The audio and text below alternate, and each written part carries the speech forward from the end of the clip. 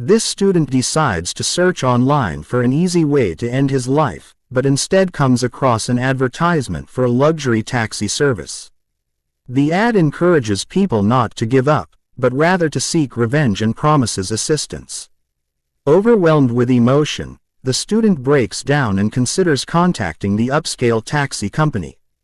However, thinking it might be a prank, he hesitates. The following day, the student faces the challenge of going to school with a broken leg, making it difficult to walk.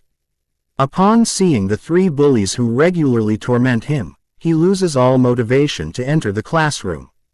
Instead, he turns away and leaves. Later, when he visits his mother's fish shop, he observes her diligently working.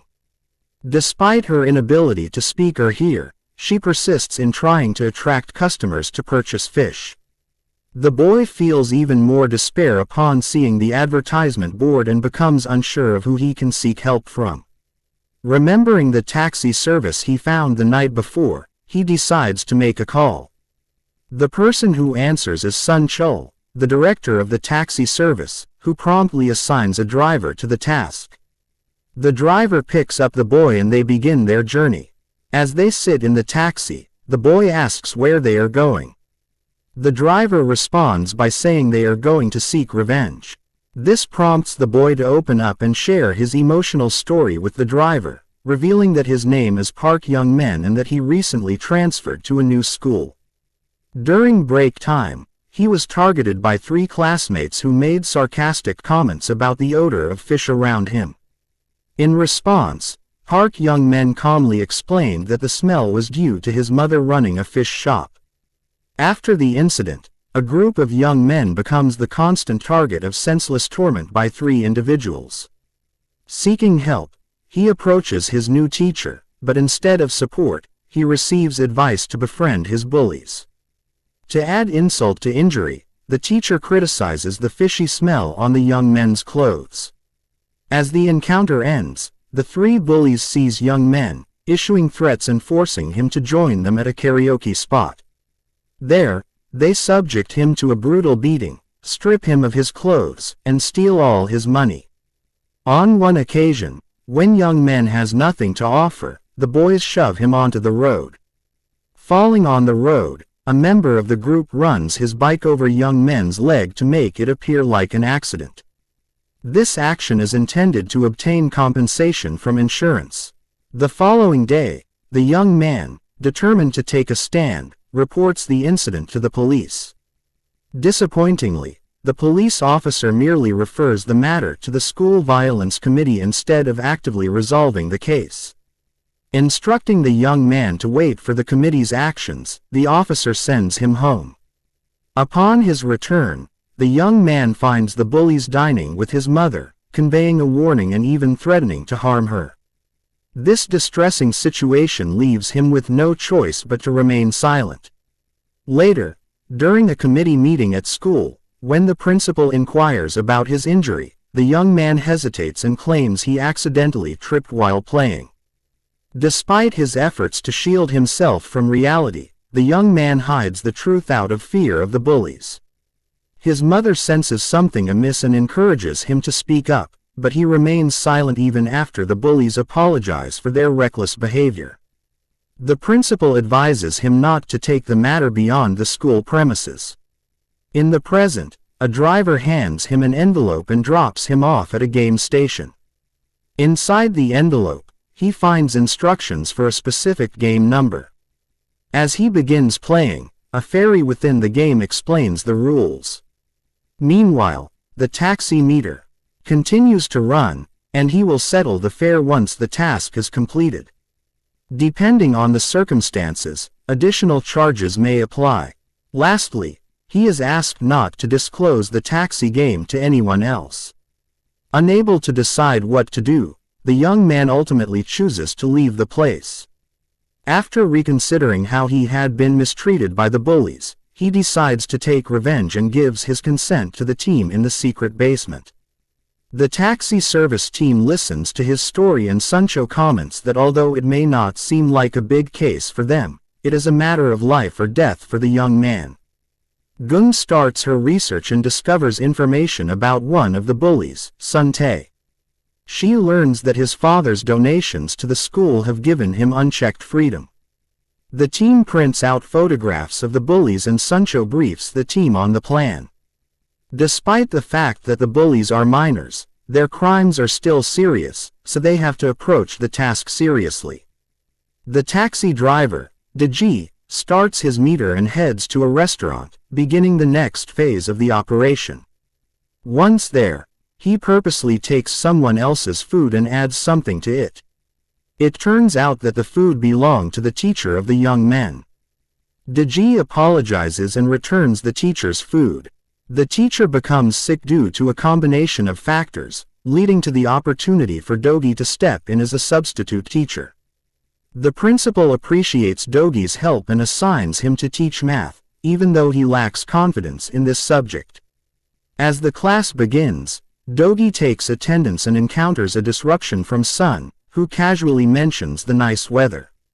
After class, two bullies named Hung-sik and Haku throw empty cans at Do-gi and make a request.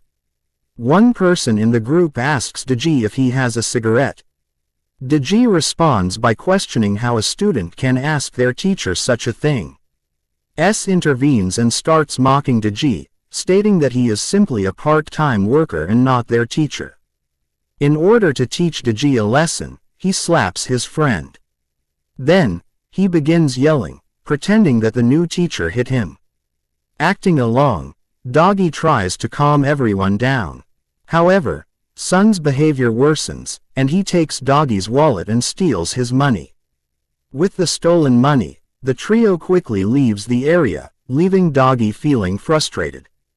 He shares his experience with Gun, explaining how he feels like he was mugged. However, Gun playfully teases him, pointing out that his students conned him later that day. Sun then orders HXU to acquire some treats so that he can impress some girls.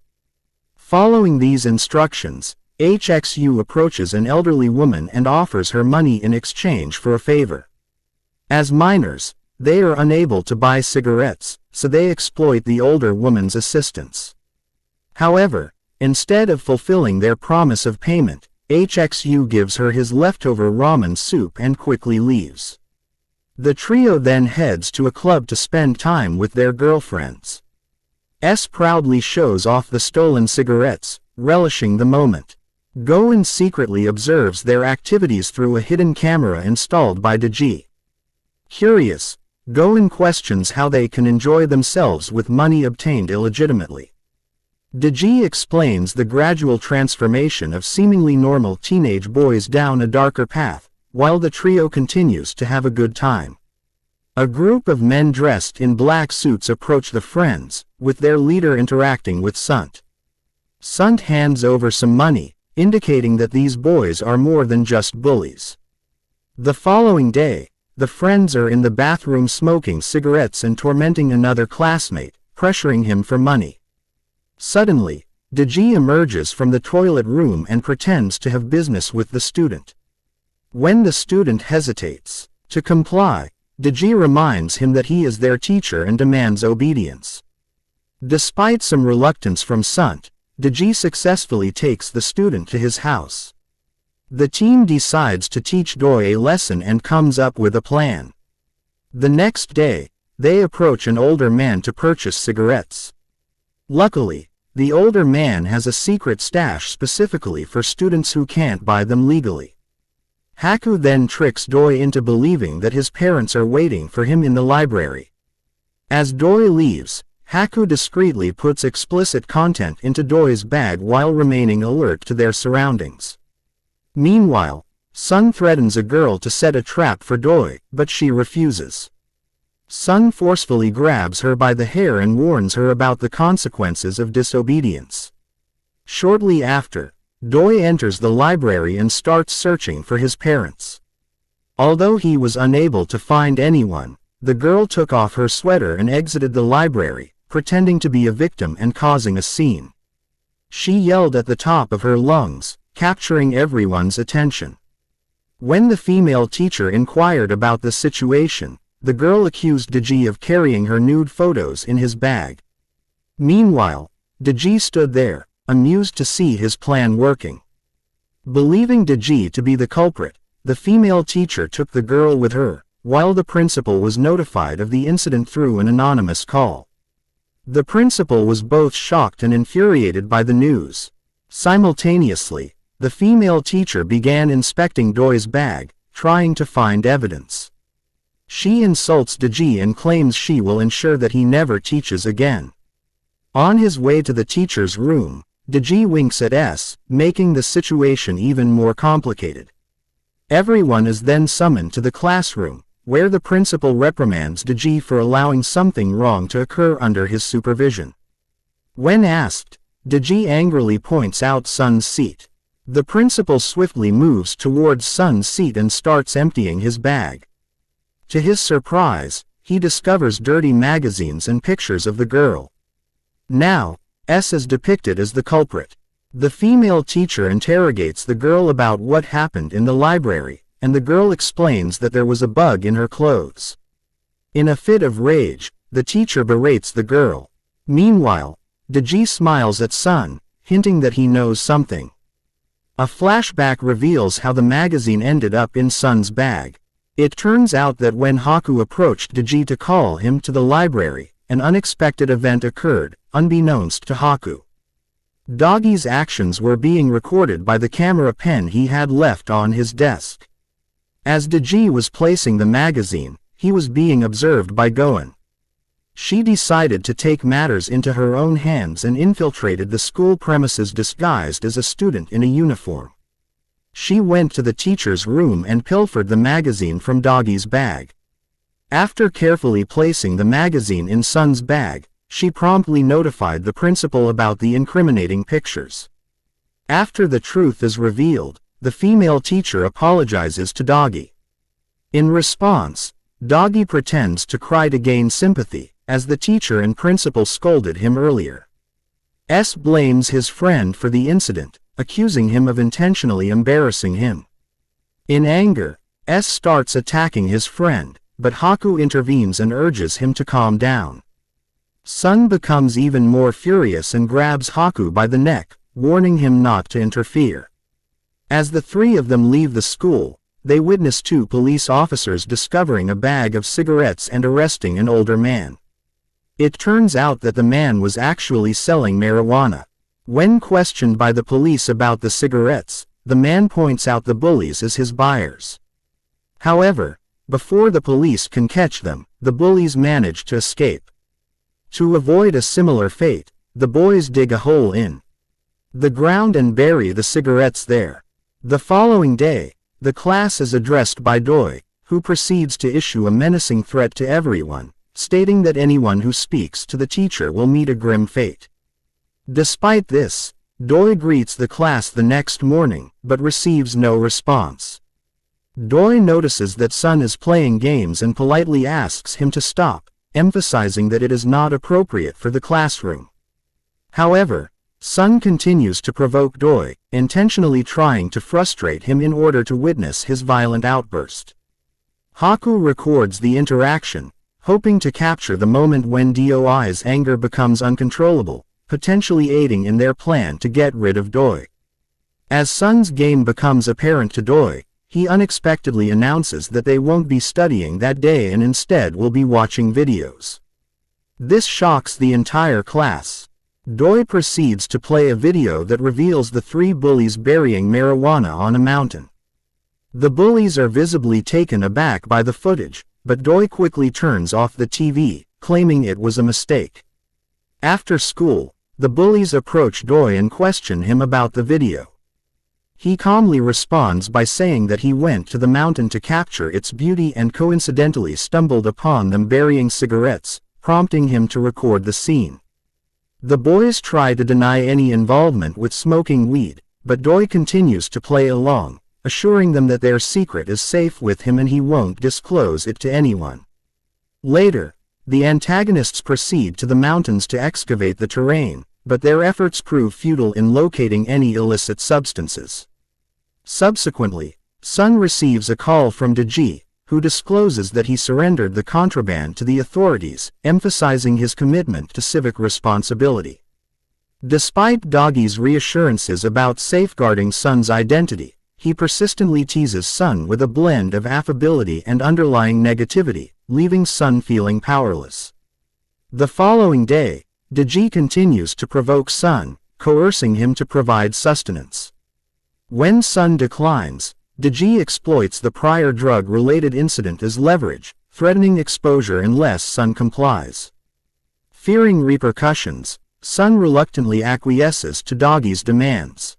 To exacerbate Sun's frustration, Do-gi instructs him to retain the change, intensifying Sun's resentment. In a subsequent turn of events, the trio discovers the legal implications of possessing narcotics online, realizing potential imprisonment for 5 years.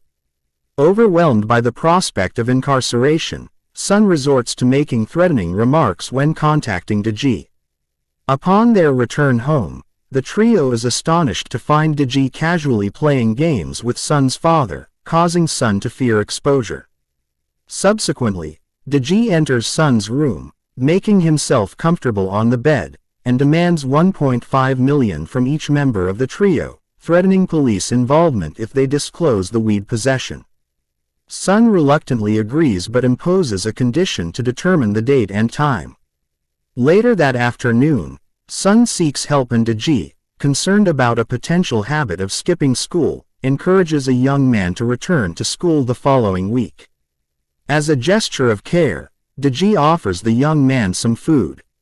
After assisting his mother in closing their shop, the young man shares that his homeroom teacher was a generous giver during their journey home. Young Nin's mother affectionately holds her son's hand, expressing unwavering love.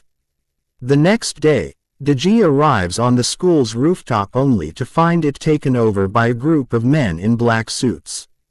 As he proceeds to collect the money, Go-eun suggests setting up, and Do-gi agrees. A clash ensues between Do-gi and the agile men. Doi evades each attack, saliently targeting their leader. Witnessing their leader under attack, the men retaliate, but they prove no match for Do-gi's combat skills. While Do-gi is immersed in combat, Sun attempts a sneak attack from behind. However, sensing the impending attack, Do-gi freezes Sun, preventing him from making a move. Do-gi continues to showcase his extraordinary prowess, swiftly neutralizing every thug in his path. When a thug attempts to attack him with a flower pot, Do-gi leaps, shattering the pot midair. The trio stands stunned by Do-gi's unforeseen abilities. After clearing the area of the men, Do-gi shifts his focus to Sun. As Do-gi approaches him, Sun takes a step back until there is no place left to move. Do-gi tells him he can't gather the courage to jump, but despite Sun's pleas, Do-gi pushes him, causing Sun to fall off the rooftop. As Do-gi shifts his focus to the other boys, they desperately apologize and beg for their lives, even resorting to pleading when fear causes them to involuntarily urinate. When Do-gi mentions young men's name, the duo is stunned, and they surrender themselves to the police, confessing to their bullying actions. They request the officer to lock them up, expressing a desire not to end up like Sun. It appears that Do-gi has imparted a significant lesson, and they pledge to refrain from threatening, bullying, or harming anyone in the future. Later, Do-gi enters a bakery shop where he has confined someone, none other than Sun.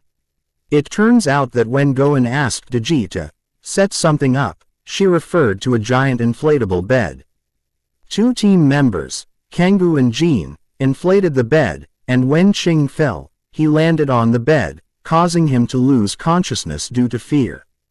Do-gi contacts the gangster Sun encountered on the rooftop, allowing Sun to converse with S.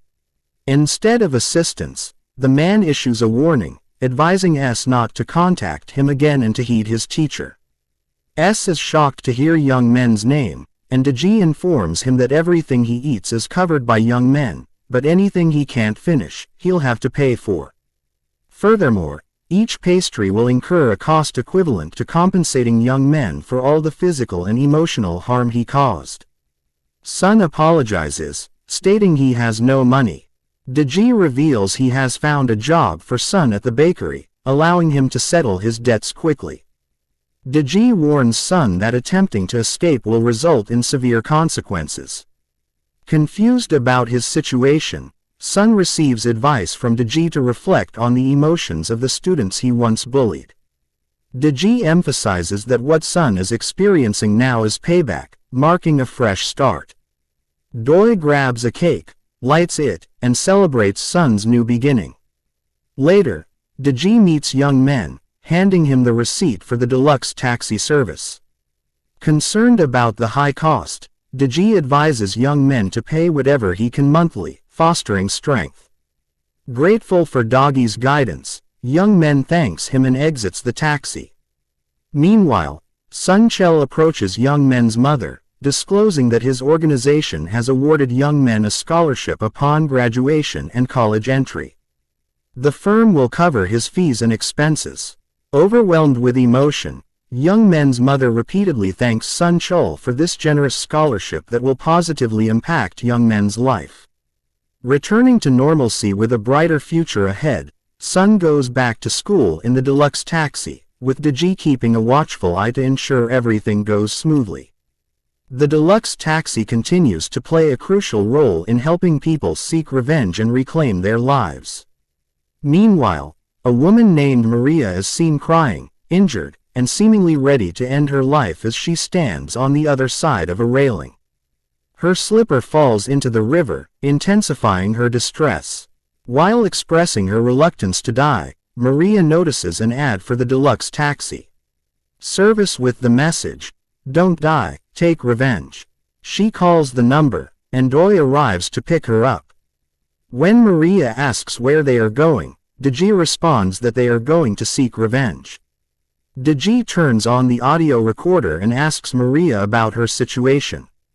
In a flashback, it is revealed that Maria is an orphan and intellectually disabled. Although she is 18 years old, her mental age is around the 1st to 2nd grade. As she was old enough to find a job, she bid farewell to her friends who had collectively bought her a goodbye gift.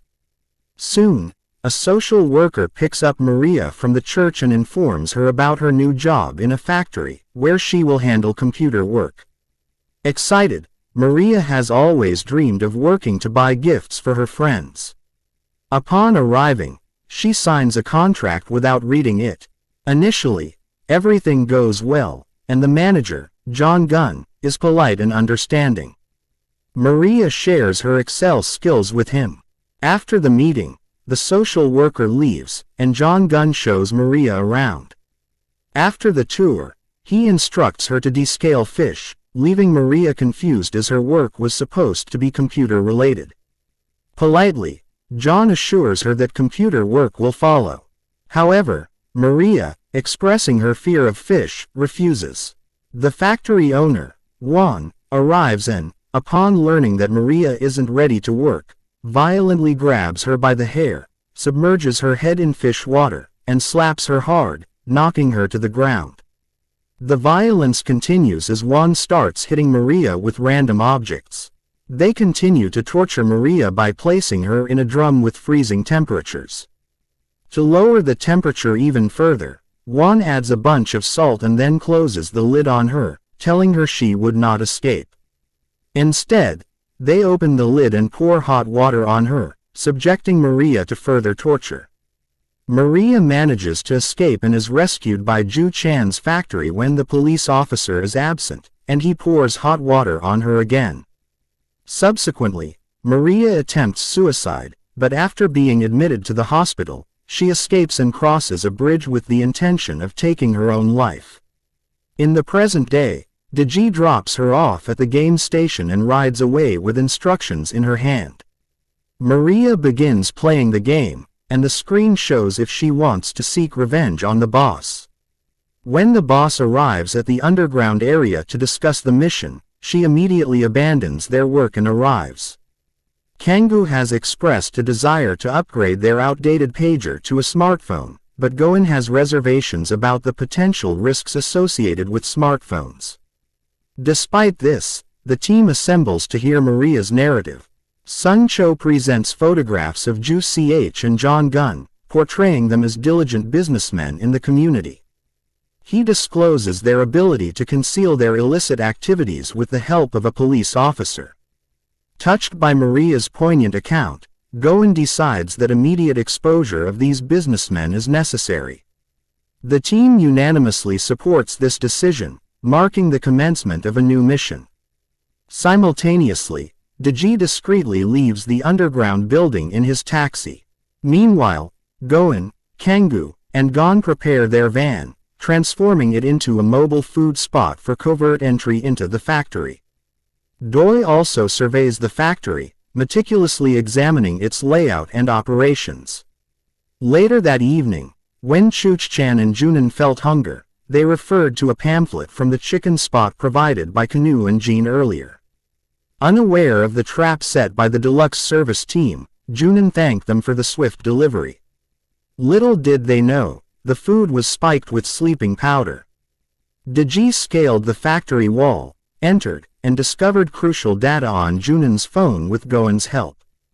Despite unlocking a safe, they found nothing valuable. Do-gi stumbled upon wrongly taken photographs of Maria on Jin-eon's phone, fueling his desire for revenge.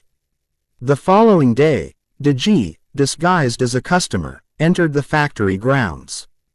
Jang intercepted him, asking about his purpose. Claiming to seek seafood, Do-gi was guided to Jang's office where Won joined. In their business conversation, Do-gi expressed interest in purchasing 50 drums of seafood to prove credibility. Displaying a briefcase of money, the duo's greed prompted them to propose a deal for 50 drums in 2 days with a 50% advance payment required from Do-gi. Accepting the terms, Do-gi formalizes the agreement with a signature, oblivious to the impending twist. Won and Jin-eon confirm the order enthusiastically, but unfortunately, half of the drums are infested with maggots. Ju-chan assigns Jang the task of sorting and dispatching these tainted drums to schools and the military. Furthermore, it's revealed that they are importing this fish internationally, rebranding it domestically with a "Made in Korea" label to inflate profits. Kyung-gooBae manage to overhear their conversation, revealing their deceit. Later on, Jin-eon vents to the insurance worker Jun-suk about Maria. He insists on bringing someone less likely to escape, displeasing Jun-suk, who advises him not to be overly selective. Jang steps in, reminding her that claiming 15% of their profits requires efficient execution of her role. During their discussion about Maria, Jun-suk discloses that Maria had contacted her before and might do so again. She asserts that as soon as she pinpoints Maria's whereabouts, she'll inform Won. Additionally, in the event of Maria's demise, there's a 400 million insurance policy with Hyuk-jin as the beneficiary. Unknown to them, their entire conversation is overheard by the deluxe service team, courtesy of the bug discreetly installed by Do-gi. Go-eun reveals that Jun-suk has enrolled Maria in 10 insurance programs, using half of her monthly wage to pay for them. Maria was unaware of this, as she never received payment. Pretending to be a customer, Sung-chul visits the insurance company and asks to meet Jun-suk. Upon learning about the insurance plans, Sung-chul leaves the office, promising to return. Outside, he offers Young-suk a ride, suggesting they discuss the insurance on the way due to his time constraints. Agreeing, Young-suk enters the car, only for Kang-gooBae to render her unconscious with a taser. They tape her mouth and disguise her with a hat to conceal her identity. Upon waking, Young-suk pleads for her life, claiming to be a social worker. Sung-chul calmly informs her they're taking her to the factory, promising decent treatment. Despite her protests, Kang-gooBae incapacitates her again with the taser as she continues to scream. Meanwhile, Jin-eon lines up 50 barrels of seafood. However, on his way to the factory, a masked man, likely Do-gi, intercepts him armed with a wrench from the truck. Jin-eon engages in a showdown with Do-gi, but things take a turn for the worse as Do-gi sends him flying through the air, resulting in a nasty neck injury. With the shipment still uncertain, Do-gi drops a bombshell on the greedy duo, placing another order for 20 barrels, warning of a double penalty if they miss the deadline. Once Chuan seals the deal, Do-gi makes his exit. Chuan dials Officer Kim, who has discovered Maria's whereabouts. As Officer Kim rushes, Do-gi follows him discreetly. He fixes a metal frame to the front of his taxi and rams it into Officer Kim's car, forcing it off course with a twist of the steering wheel. Swiftly retrieving a black box from the officer's vehicle, Do-gi vanishes from the scene. Meanwhile, Maria joins Sung-chul's taxi company, handling computer tasks. Ko-eun acknowledges Maria's skills in Excel during their conversation. When Maria takes a pill, she discloses that Je-hoon gave her the pills for strength. Curious about the pills' purpose, Go-eun takes them for examination. Subsequently, she contacts Do-gi, revealing that Je-hoon had been giving Maria birth control pills. Do-gi is making a move to swipe those documents again on Young-gun's way back to the factory, but this time, Je-hoon isn't alone, he's brought backup. A scuffle ensues between Doi and the guys, with Doi showcasing slick kicks and punches, gaining the upper hand. Je-hoon attempts to attack, but Doi stops him, continuously landing punches until Young-gun hits the ground. Meanwhile, Ju-chan calls Je-hoon with no luck, as Do-gi has him tied to a pole. Initially yelling for help, Je-hoon realizes Doggy's involvement in the mess. Do-gi receives a call from Ju-chan, who mentions the missing guy sent to fetch the drums.